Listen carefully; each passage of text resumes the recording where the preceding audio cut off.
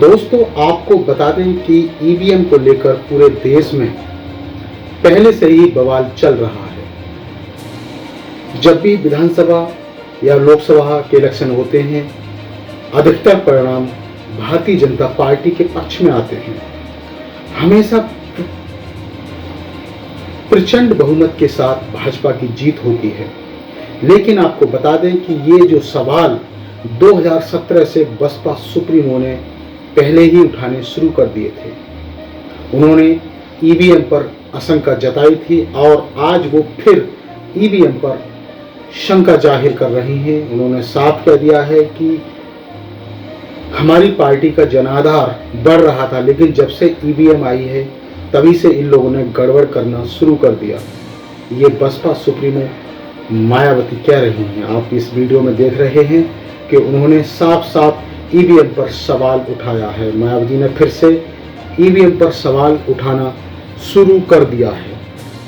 ये जो वीडियो हम दिखा रहे हैं बसपा सुप्रीमो मायावती का वीडियो है और इस वीडियो में वो ईवीएम पर सवाल उठा रही हैं।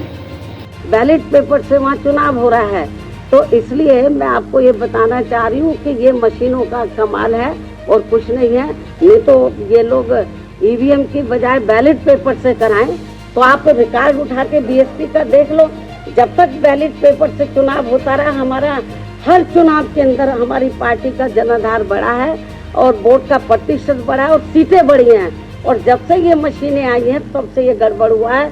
जरूर कुछ दाल में काला है और इसको लेकर हम लोग माननीय सुप्रीम कोर्ट में भी गए। ऐसा नहीं है हमारी पार्टी गई, और भी पार्टियां गई मतलब, लेकिन उसके बाद उन्होंने कहा कि हम पर्ची सिस्टम वो भी गड़बड़ है। बोलते 4-5 पर्ची निकाल लेंगे, ऐसा नहीं है। ये ठीक सिस्टम नहीं है। बल्कि जब ये वोटिंग मशीन में वोट पड़ रहा है तो उससे जो पर्चियां, उससे पूरी की पूरी पर्चियां टैली होनी चाहिए, मालूम पड़ जाएगा। फिर उसको भी ये करने के लिए तैयार नहीं है ये। तो इसलिए ये जो आपने सवाल पूछा है ये केवल ईवीएम का कमाल है और कुछ नहीं।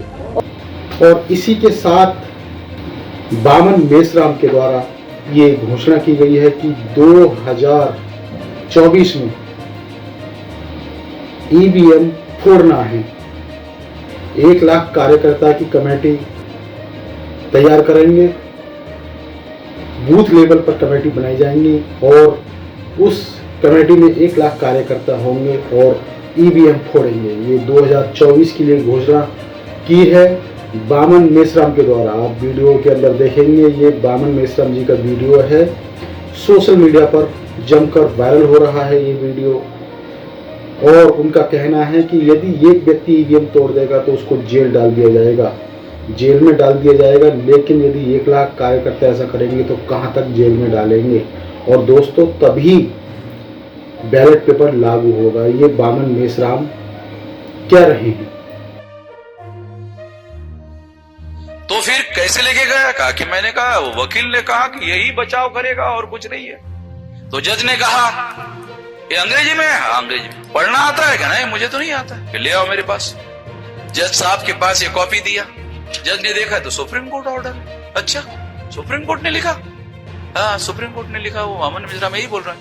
ओके, समझाओ, निर्दोष छोड़ दिया जाता है। तो उस आदमी ने जिसने ईवीएम फोड़ा, नगर के जज ने उसको निर्दोष छोड़ दिया। अगर 15 लाख लोगों ने ईवीएम फोड़ी, क्योंकि हम 1-2 मशीन फोड़ने की बात नहीं कर रहे, 2024 के चुनाव में 15 लाख बूथ रहने वाले हैं और 15 लाख बूथ पर शेड्यूल कास्ट के 15 लाख कार्यकर्ता ऑल इंडिया में, schedule tribe 15 lakh, nominee tribe 15 lakh, MBC 15 lakh, OBC 15 lakh, minority 15 lakh, महिलाएं 15 लाख, विद्यार्थी युवा बेरोजगार 15 लाख, एक मशीन फोड़ने वाले 7, हर बूथ पर फोड़ने वाले 7, जाने का और फोड़ने का तो एक मशीन रहती है एडिशनल, लगा सकते हैं, दूसरी भी मशीन फूट जाएगी और सारा मामला जो है बंद पड़ जाएगा। तो ईवीएम को लेकर तमाम पूरे देश में बवाल चल रहा है। और आपको बता दें कि कुछ समय पहले अभी चंडीगढ़ में मेयर पद के लिए चुनाव हुए थे, जिसमें भाजपा के द्वारा जमकर घोटाला किया गया था, धांधली की गई थी चुनाव में। और जो दूसरी पार्टियों के बैलेट पेपर थे, मत पत्र थे, उन पर लिख दिया था और उसके बाद उनके वोटों को कैंसिल कर दिया था। जो बीजेपी का ही कार्यकर्ता था, पदाधिकारी था, अनिल मसीहा, उसने वोटों को कैंसिल कर दिया था। उसका वीडियो वायरल हुआ था, खुद हाथ से लिखते हुए, और फिर उनको बाद में कैंसिल कर दिया गया। इस तरह से बीजेपी ने धांधली की थी। लेकिन अब आकर सुप्रीम कोर्ट ने न्याय दिया है, एक न्यायिक फैसला दिया है, जिसमें जो नतीजे आए थे उनको रद्द कर दिया था। और सुप्रीम कोर्ट का कहना था कि सुप्रीम कोर्ट ने सब कुछ देखा है। इसकी पूरी जानकारी दे देते हैं कि आखिर क्या कहा था। वहीं आपको बता दें कि ये जो सुप्रीम कोर्ट के द्वारा फैसला दिया गया है, एक बड़ा फैसला है। बड़े स्तर पर धांधली की गई थी भाजपा के द्वारा और सुप्रीम कोर्ट ने जवाब दे दिया। सोचिए, यदि इस चुनाव में इतनी हेराफेरी कर सकते हैं तो आम चुनावों में ये लोग क्या करेंगे। वहीं खबर के मुताबिक सुप्रीम कोर्ट ने चंडीगढ़ मेयर चुनाव का विजेता आम आदमी पार्टी के कुलदीप कुमार को घोषित किया है। आम आदमी पार्टी और कांग्रेस की याचिका पर सुनवाई करते हुए सुप्रीम कोर्ट ने मंगलवार को ये अहम फैसला सुनाया था। सुप्रीम कोर्ट ने चुनाव के रिटर्निंग ऑफिसर अनिल मसीहा को कारण बताओ नोटिस दिया है।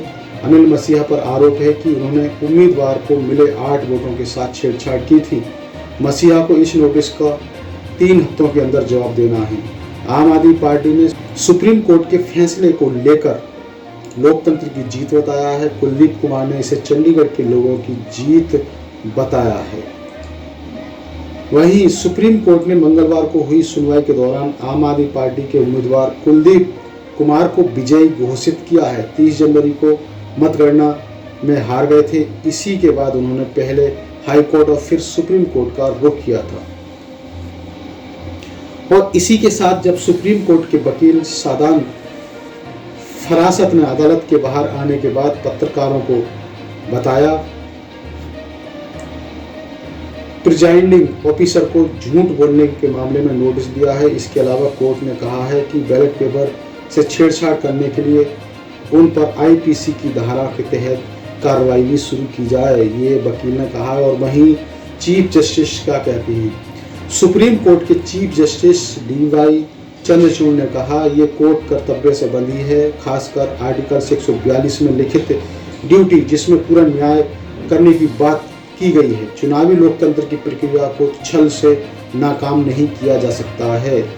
और वहीं चीफ जस्टिस चंद्रचूड़ ने आगे कहा, रिजल्ट सीट से ये जाहिर है कि याचिकाकर्ता को 12 वोट मिले, 8 वोटों को अवैध बताया गया, ऐसे गलत तरीके से किया गया। अवैध वोट में हर एक वैध तरीके से याचिकाकर्ता के पक्ष में डाला गया था। उन्होंने कहा, हमारी राय है कि चुनावी प्रक्रिया को पूरी तरह से अलग कर देना नहीं होगा, जबकि इकलौती कमजोरी उस चरण में मिली जब पीठाधीश अधिकारी ने वोटों की गिनती की। मेयर चुनाव से जुड़ी प्रक्रिया को परे कर देना मूलभूत लोकतांत्रिक सिद्धांतों की क्षति में इजाफा करना होगा।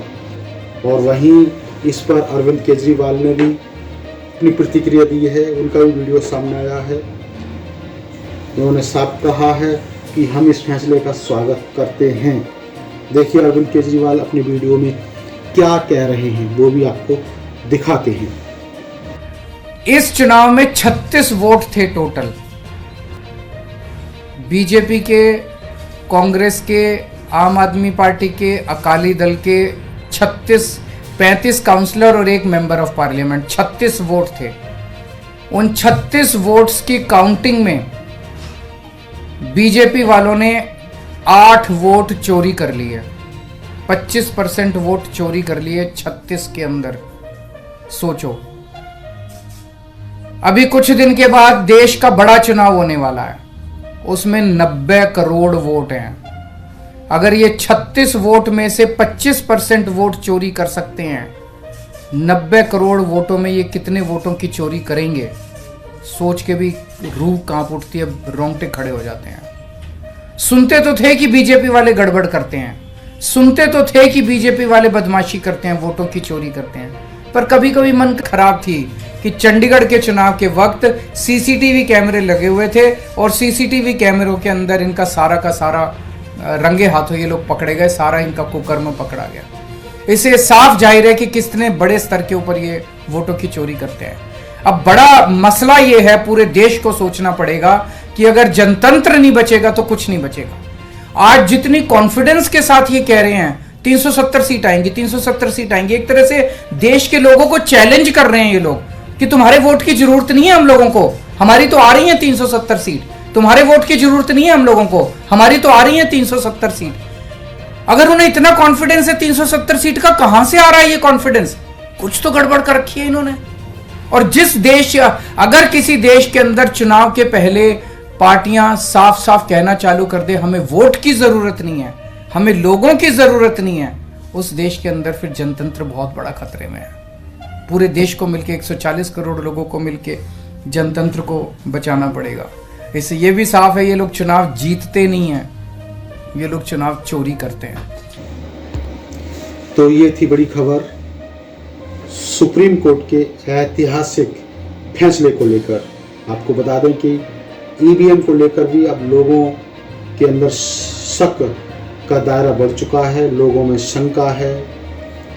अब उन्हें चुनाव आयोग पर विश्वास नहीं है, चुनाव आयोग से उनका विश्वास टूट चुका है और लोग बाहर निकल कर आ रहे हैं। वहीं इस फैसले ने सभी की नींद को जगा दिया है। जो लोकतंत्र के हत्यारे थे उनका चेहरा बेनकाब हो गया है। तो ये बड़ी खबर थी। इसी तरह की खबरों से जुड़े रहने के लिए चैनल को सब्सक्राइब करें। सब्सक्राइब करते समय बेल आइकन जरूर दबाएं, जिससे कि आपके पास खबरों के नोटिफिकेशन आते रहें।